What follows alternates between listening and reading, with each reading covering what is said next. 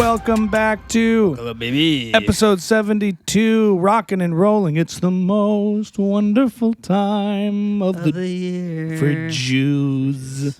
I don't care what anybody says. This is New Year's for everyone, right? We're sitting very close. This is different. Yeah. Yes, we'll acknowledge the new setup here. We're trying something. That's okay. Is this okay? This is like imagine we're getting a meal. Get used to it. Imagine we're getting a meal. Yeah. Let's just do this. Ready? Silent eye contact for 5 minutes of the episode, and I don't know if I could do it. There's a book where what the character does is their therapy is they just sit with someone in silent eye contact for as long as the person can take it. is that a real thing? It's a book that I read. Did you see there's a Bo Burnham special, one of the earlier ones? I'm trying to do my review of all the specials and watch them. Yeah. And in one of them, I forget which one it is. The opening bits, one of the beginnings of his opening number, his opening song is silent, is awkward eye contact, and he spotlights a member of the audience and stops the show and just stares at them. I thought it was a very bold, very Bo Burnham-esque, absurdist move. Yeah. And everyone starts laughing, and he just holds it, and then he goes away, and then he goes back to it. Is this the first full special you've watched? In my life? Just Bo Burnham, but also in your life. Might be Bo Burnham, not in my life. Yeah. Cut me some slack, What's the Michael. difference between the clips and this full special for you? In general or for Bo Burnham? What have you learned from watching the full special? Well, Bo Burnham, you definitely learn more from watching a special in terms of how to construct a show. Yeah. Because holding attention for a minute is one challenge. Holding attention for an hour is a whole different challenge. And it allows for dynamic, softer moments, bigger moments, those kinds of things. Just totally different experience. I don't know if watching a special that you're not at is really as good as being there. I think a lot of people, the reason the short form is so nice is meaning that live performance is meant to be consumed live in a sense, that intimacy that's felt. Uh-huh. Don't you find that sometimes you're watching a comedy special and you're like, okay, you ever get that lull? For sure. Now Just with watch this thing sticking out a little, the pole of your mic stand. Yeah. Now with the good ones. Just keep it like that. Now with the good ones. Not with the good ones? Now, I just watched Mark Norman's. Yeah. And I think he's really funny on the clips. I fully was not feeling the special. I didn't think it was funny. Interesting. Everyone did. Obviously, it was very successful. So you're agreeing with me that you don't feel the specials? Well, I think or it I depends. could watch a Louis C.K. special or a Bo Burnham special or a Patrice O'Neal special, not feel that way. But those are classics. Those are legendary specials that I'm thinking about. But I think when you really nail it, even at home, it's working.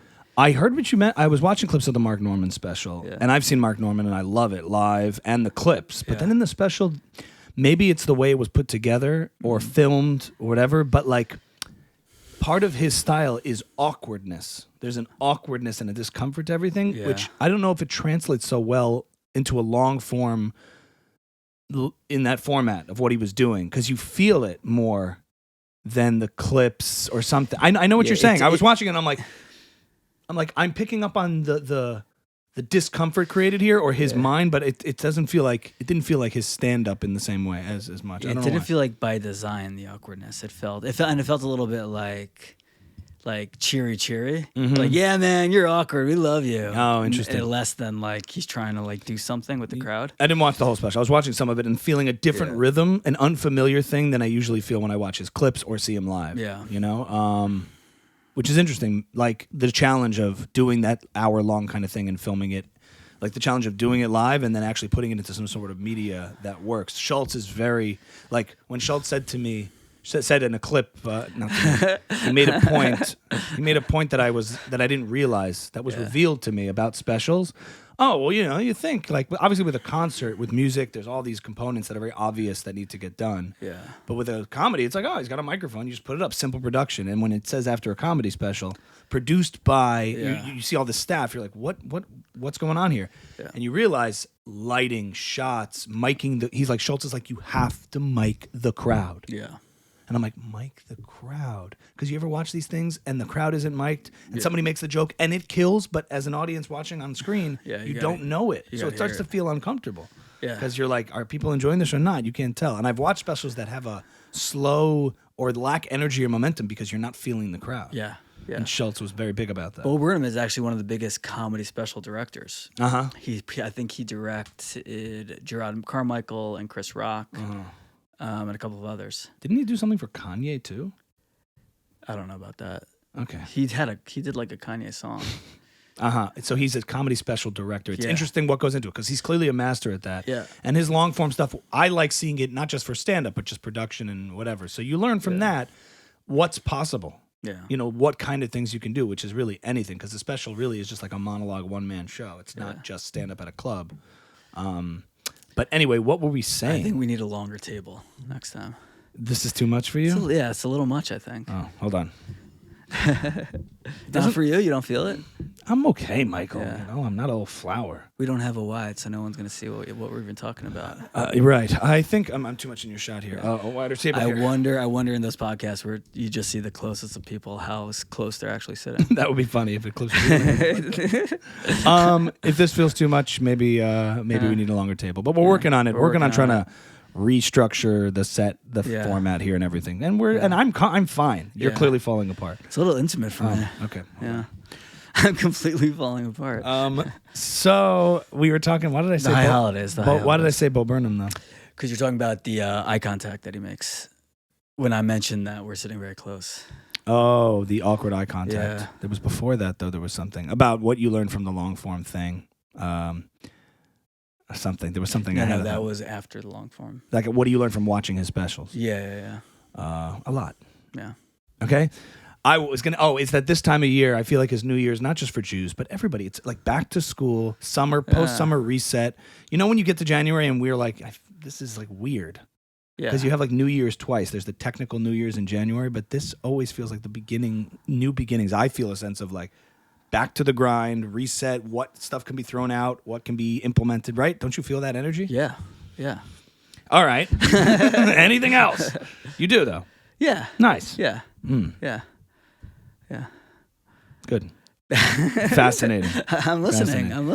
I was just saying, like, I feel this energy that I always find it interesting that times of the year take on a palpable feel or a shift. Especially for Jews, there's all this stuff in this month that's been happening that make me feel like, okay, it's like summer's over. Like it ends it in this.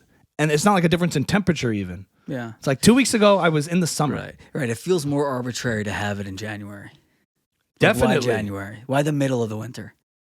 It should be the end of the summer. End of the summer into this, and things start to feel like, beginning or beginning of the spring, which is Passover. Right. Two options for Jews. Jews are onto it. We're onto it as far as how to do it right. Yeah. You buy into the lunar calendar at all? You believe in it?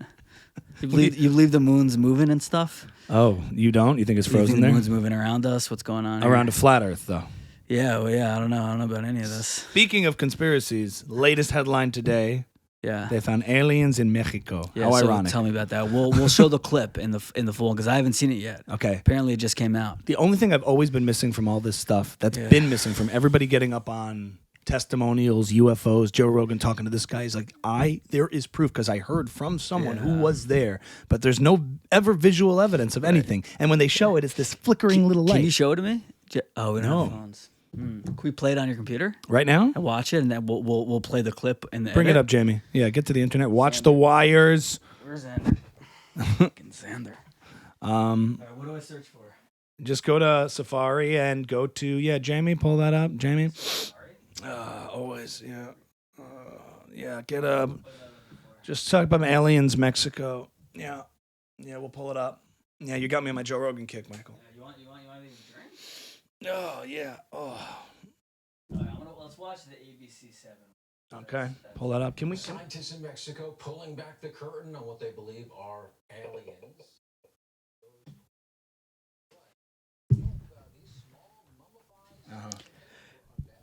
Whoa.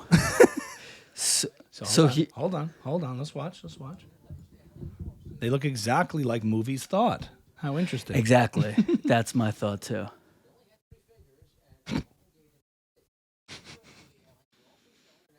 Don't you feel like you're watching the intro of an alien movie right now? They found ones that had eggs inside of it. So the weird. Okay. So Yeah, Let's get on the mic here. What thoughts? You've just watched what I have seen. Yeah. I know nothing else. Michael likes when we do research for episodes. I think that's bullshit. Go. So yeah, no, it just so happens that the aliens that they're putting on display look exactly like they do in the movies, or is it that they look in the movie? They look like they do in the movies because we have some sort of like Reference passed point. on tradition of like these things have visited us and here's what they look like. We like know that. That's why they resonate in the movies. Yeah, we have been asking for this. This is what I want to see. Show me the aliens everyone's talking about, the bodies, the spaceships, the craft. Because a lot of it has been like these tiny little low-resolution Navy SEALs release this, pilots release these things, and then like you're like, I'm still not getting it. Yeah. So now I'm seeing it. I'm still suspicious that this will come out as a hoax. It feels very hoaxy. So hoaxy. But it seems like real news places are covering it.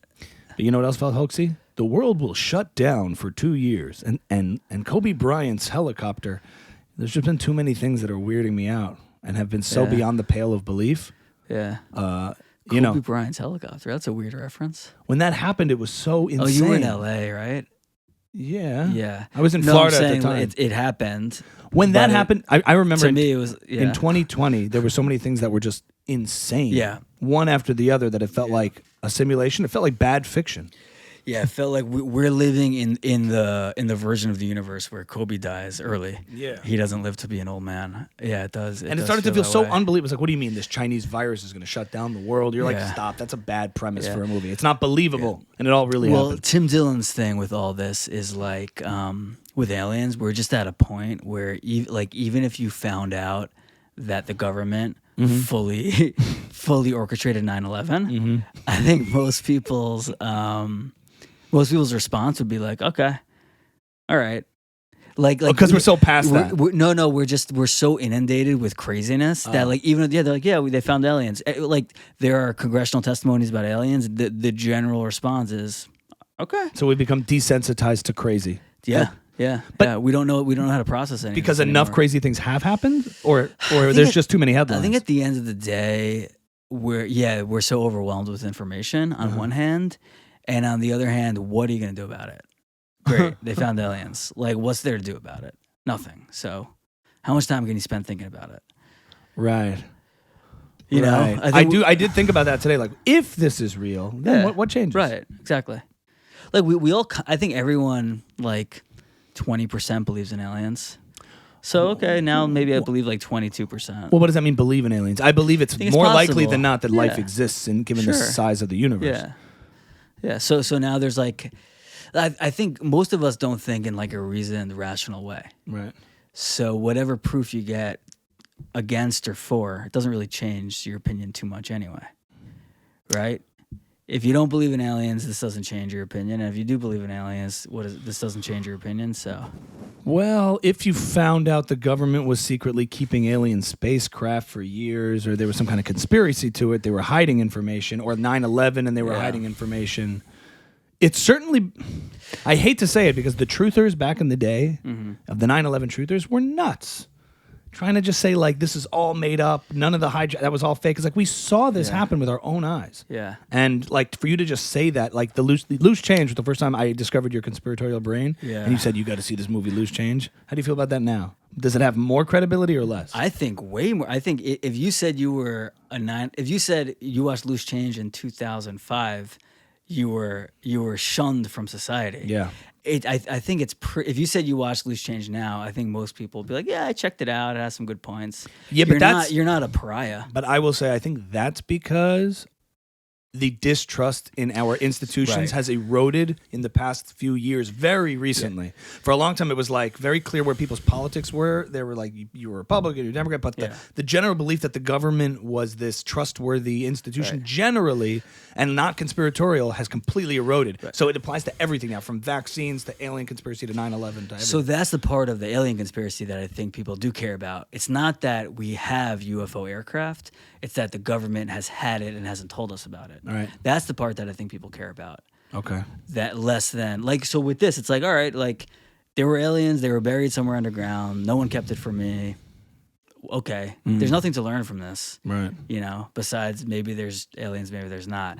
With the it's like another animal. You're saying it's another animal. Yeah, with the congressional testimony, it's like, oh no, there's something to learn from it. So now, I know the government hides things from me, so when they say do this or do that, I'll have another data point in my head to be like, well, maybe they're not telling me something. Yeah, you're just not trustworthy. I tend to lean more towards it's too hard to pull off. I'm not saying their intentions are good, and if they wanted to fool us all and keep things from us, they could. They have every intent to do so, but I don't think they have the capacity or capability. It's too difficult to pull off the kinds of conspiracies that often conspiracy theorists, allege are occurring. I think the lasting point of Loose Change was that America had geopolitical ties with countries and terrorist organizations that made sense from a geopolitical intelligence standpoint that maybe got out of their hands or something. What does the word geopolitical mean? I kind of know we use it all the time, but neither of us really know. I think I know what it means to how interconnected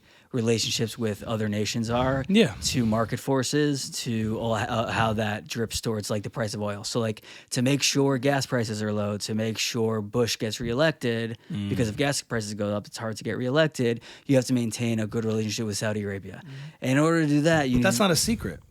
That's not a secret, but nobody thinks about it and nobody pays attention to it until something happens. Like until 9/11, no one really cared about America's relationship with Saudi Arabia. Right. Now people talk about it. That's not saying America is behind it or caused it. Or No. Well, yeah. So I'm saying I think Loose Change goes like a few steps further. Right. But I think the lasting point that someone like me takes from it is if you pay attention to how the intelligence agencies are operating and geopolitics, you can get a much clearer picture of what America really is than not. So like I think like the point was like America had ties with Al Qaeda and like the Taliban to help them overtake Afghanistan from the Russians in the 80s. Yes. And so America gave the Taliban a lot of their weapons. Right. No one cared or thought about it until 9/11. Right. But like if you pay attention, I think that's what Loose Change was sort of saying. But Loose Change, from what I and remember, I only watched like it once. Yeah, but it loses credibility when it takes the fact that there are these vested interests and ties to leap towards. Therefore, Bush decided this was going to happen and knew and wanted. That's where you get your reduced to say that there's perverse incentives and there's like relationships that are complex. Yeah. That's all. I don't think that was covered up. It just wasn't. But even that point in 2005. Right. Was too pretty close, out too there. Close to the wound. Now it's pretty like common knowledge that stuff is happening. And that there might have been there was a Vivek Swami. Ramapastrami that he got in trouble because he's being called claims about 9/11. He was asking the question on some interview podcast thing about were there agents on any of the planes? Were there American agents on any of the planes? And then he said probably not. He said that, but he was asking and tying it to January 6th. We're going to get flagged for this freaking episode just because. Whatever. We can't talk about it. Why can't we talk about it? I'm not saying anything. I ain't saying anything. On January 6th, were there federal agents in the crowds, in the protesting crowds? And he was alleging we deserve to know. Like if we're going to have these trials about it, we need all the information. I want to know. Just like in the 9/11 Commission report, it was found out later they left out a lot of information. The Commission report on 9/11. He was making this claim that we don't get everything, the truth from the government. They put a Commission report together, and I'm asking these questions, and therefore we deserve the right to know as Americans this information. So I think I deserve the right to know. I'm trying to get the impression down, a little bit. I don't know what he sounds like yet. Thank you so much for having me. Just very polished. Very polished. And you know what's funny, Michael? You know what's funny? This is total fetal stages, but you know what's funny? Because you don't know the impression, it's not going to mean anything to you. And that's why I'm running for president. Would it be funny to do like just a very like hard Indian accent for him? Like just be so off with it? Would that be funny or not? I think it would be. I don't think it would be. I don't think it would be. Because it's so opposite easy of him. It's so the opposite of him. Right, and it's so easy to like, that's a very low-hanging fruit, and it's like, what are you doing? Yeah, okay. I'm just curious. It'd be funny maybe if South Park did it and was like in a clever way. Right. Yeah. But not because I don't care to be offensive or like because of anything malicious. I don't think it would be that funny. Is he Muslim? Hindu. Okay. Yeah. Hindu. I don't know much about that. There's an elephant. He'd be the first Hindu president. there's multiple gods, Vishnu, and I don't know much about it either. Otherwise, what's the difference between Hindu and Buddhist? Oh, Michael, Hindu? Yeah, and Buddhism. Are Buddhists Hindu? No, completely different religions. I don't know. The difference is My understanding, Yeah. in part in India, I think there are Buddhists in India as Yeah. well, but in India, Hindu being the dominant religion believes it's a polytheistic religion. Yeah. They have gods named Vishnu and other gods, and represented in different forms of that I think are responsible for different areas of life. I don't really understand the polytheistic side of it. Yeah. Buddhism stemmed from the Buddha. Buddhism's not a religion. I think that's what It is. I think it's a philosophy. I don't think it's religion. It's both. It depends. There are Buddhists. Yeah, but the same way there are like what do you call them? Like what's Ayn Rand? Objectivists. Yeah. I think it's the same thing. I don't think so. I think Buddhism is one of those things where you could be a philosophy. You could treat it. You could use it as a philosophy, or there is also a religion to it. Yeah, 100%. It's one of the world religions. Buddhism. Yeah. Are you sure about that? Yeah, I'm 95%. It is a religion, and they're very different religions. I don't think Buddha doesn't espouse the same kind of beliefs in God. Buddha's tenets don't follow the same traditional tenets of other religions that center around a God. It centers around the teachings of the Buddha. Yeah. I don't think there's any practice. Like there is meditation, but I don't think there's any religious practice. But there's principles about transcendence and that life is suffering, and in order to principles. Anyway, what's neither the of us difference? know. But in engaging in meditation, you can discover that life is suffering and then transcend that suffering. You don't need to do anything as a Buddhist. To be a Buddhist. In Judaism, you need to do. You may not do it, but you need to do. You could be right as far as like things. That could be true. Like as far as ritualistic components of Buddhism, but like there are Buddhist monks that do Buddhist practice. There is Buddhist ideas and all these kind of things that define religion, center around a certain set of principles or ideas. I think you're wrong about that. What? I don't think that's what defines religion. Define it for me. I don't know, but I don't think it's I think it's a practice. I don't think it's a religion. I think a religion. Imagine a religion would be defined as like some sort of deity to the exclusion of other deities. Uh-huh. And you have to like observe the commandments of that deity. Right, that there is a deity involved. It has to have a deity. Otherwise, it's just a practice. Otherwise, it's just a philosophy, a set of things you do. Yeah, I guess. Or a set of beliefs. I think so, yeah. Well, there's a set of beliefs and principles. A philosophy versus a religion. Is atheism religion? No. That's a good one. No. Why? Because there are no principles or anything associated with atheism. There are no principles? Nothing. There's no principle that God doesn't exist? Right. Atheism is simply not accepting the evidence for the proof of other an existence. It's like religion in the negative. Completely. So it's not. All atheists will say that. There's no atheist religion. There's secular humanism, which is a set of ideas about humanity and how we should govern our lives and what principles we should live. But atheism of itself is simply rejecting the validity or the evidence provided or lack thereof provided by other religions and the claims that those make. So therefore, it is a nothing. Got it. That's atheism. I feel like Buddhism is closer to atheism than Hindu. Got to get Vivek on here to talk about it. He's Hindu. I think I used to be so fascinated with religions. I would be all about it, always looking up stuff and reading nothing, but I was very into it, like comparative religions and like what the different ones said and stuff in my fluffier pre-snag days when I was very into all that. I was like fascinated by it. Yeah. But you still felt feelings? Yeah, when I still felt feelings. But I think that within Buddhism, just to wrap this point up, you said it's the teachings of the Buddha. There is a central figure that founded it. The teachings of the Buddha. So, like, I don't know if he's considered a deity in Buddhism, maybe not, but certainly a central figure who founded a lot of the ideas and principles and practices within Buddhism. Yeah, I don't think he's considered a deity. It's a religion, Michael. All right, let's put it up to the folks here. Yeah. Put it in the comments. Is Buddhism a religion? Hinduism definitely is, and that's what Vivek Ramaswamy is. Okay. All right, and wait, why'd you bring up Vivek? I don't know. Because he talked about the FBI, the agents at and he was asking these questions, and I think he would have been written off, to your point, as a kook. Yes. A couple of years ago, but everyone is a lot more distrusting now of government and institutions and public health and all of these kinds of things. It's completely eroded. I think that's pretty bad. That's pretty sad. Or it's just pretty revealing of what the truth has always been like. I think it is like the truth. Like the FBI killed Dr. Martin Luther King Jr., like Malcolm X. Like that's like pretty well known at this point. Oh, Malcolm X. Yeah, like King. Yeah, I think that. Oh no, you're right. They didn't kill, but they were trying to take him down. They're trying to take him down. You know what? I don't know if that's true. No. I don't know if either listening is true, but there were like FBI cases against them. Against Against which figures? Martin Luther King Jr. and the leader of the Black Panthers. That movie, I watched that movie, and I think like Malcolm X. Yeah, I don't know if they were killed by FBI. I take Well, that if it was a back. movie, it's true. But no, things like that have just come to light, and the JFK assassination is Right. like pretty well. I think fewer people think one guy did it than a bunch of people. You know who we got to have on? Michael Shermer. Shout Who's out that? Michael Shermer. I've been following him for years, since my like early college days of watching content before it was content. Yeah. He runs the Skeptic Society, and his whole life's work is a lot about dispelling conspiracy theories and why he still thinks like it's most likely the evidence points to Lee Harvey Oswald being the like sole gunman involved, and that there not a grand conspiracy. And he's been on Rogan a bunch. He's in the I think I Roganverse a saw little that, bit. He's yeah. great. He's great. Does Rogan like him? Yeah. Yeah. Yeah. What do you mean?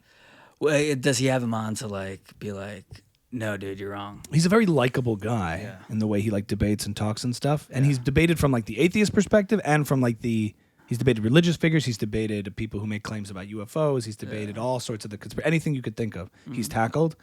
And he wrote a book. He's like in neuroscience. That's his field. He wrote a book called The Believing Brain, Why Human Beings Are Inclined to Believe Conspiracies. And he outlines a lot of the reasons. One of them being we're like pattern-seeking animals, so we're always looking for things to try to make sense out of them. So when we see patterns, we try to make sense in the vacuum of not knowing how things work. That's how we were able to evolve. And in a lot of cases, that helps us, like where we see a threat from a predator that isn't there, but we assume it's there. It's always safer to assume you're about to be hunted and escape, and then you'll survive if you have those instincts. The other thing he talks about is that some conspiracies are true. There are the occasional conspiracies that do come out to be true, so it lends credibility to, well, maybe everything else is. But he tries to examine everything case by case. We'll get him on the show. Yeah. Yeah. Sounds great. That's Michael Shermer. Anything else you want to talk about? You're traveling to the Holy Land. That's exciting. Yeah, heading to Israel tomorrow, hopefully, for Rosh Hashanah. Right. There's Yeah. like usually there's a big gathering in Ukraine of all the Jews, and this is super inside baseball. Usually there's a big gathering by the grave of Rabbi Nachman for Rosh Hashanah. Yeah. The guy who built Vacation Village. The guy who built Vacation Village. Yeah. He's buried. He's buried. No, God forbid. I mustn't speak. No, he's like a. So this is for the wussies who still want to feel connected. That's one way to describe it. Right. That's one. The.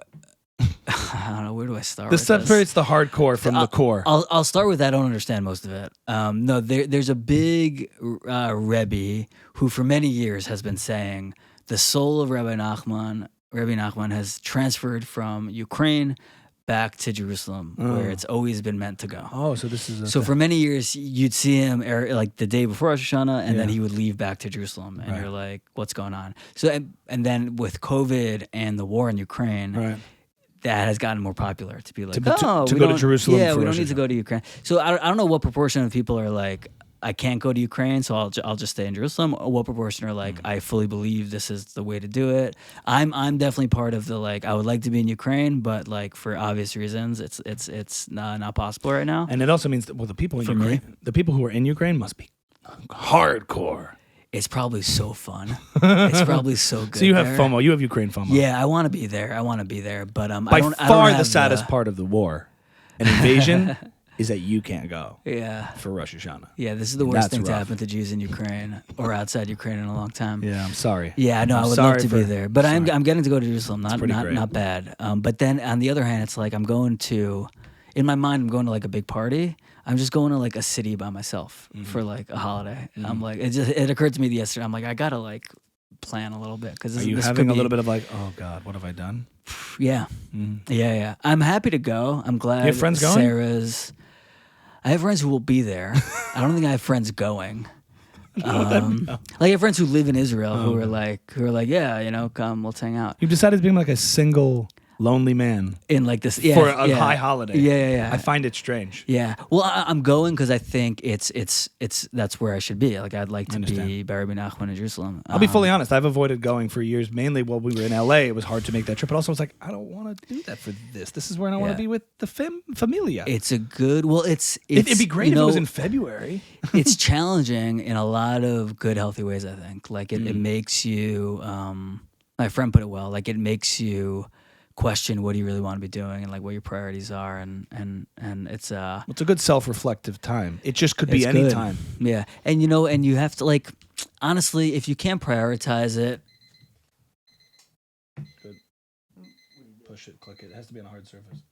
If you can't prioritize, honestly, this is how I feel. If you can't prioritize this now, if it's something you want to do, it's hard to prioritize anything at any point.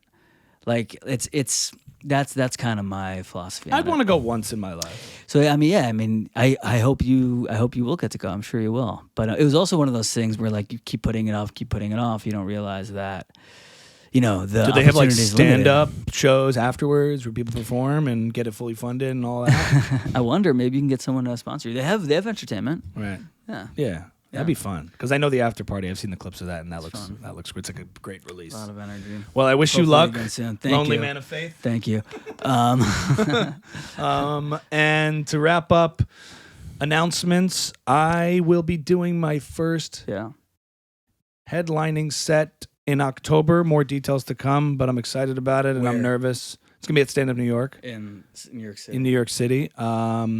Finalizing the details of it, but it'll be like a full 45 to an hour of. So you're gonna have a show with your name on it, like Yeah. Elon Gold does. You're gonna sell tickets. They come out to see Ami Kozak. Right. Headlining Stand Up New York. Can I open for you? If you want to. I can bomb, and then everyone else will. I'll just set everyone else up. Do you Who's wanna- gonna open you for want you? to host?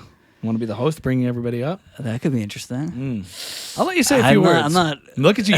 You just pissed your pants in front of me. I saw your heart go from here to here when I got The serious. idea of getting on stage and doing that, I would like to. I don't know if you want to take that chance on me. I would try. If you wanted me to, I would try. Okay. I want people consider. who are your fans probably know my face, Right. Because the clips are on your page. Yeah. So that might be interesting. Maybe we could have a host and regular people who do this regularly, but then you can bring me on. Oh, that could be interesting. You know, just a few remarks. Yeah. So you don't have to be expected to do stand up. Right, like I'll get on stage and there'll be like one. I'm expecting like there's like one clap, like no one appreciates me there. Maybe you could bring me on. You'd be like, ladies and gentlemen.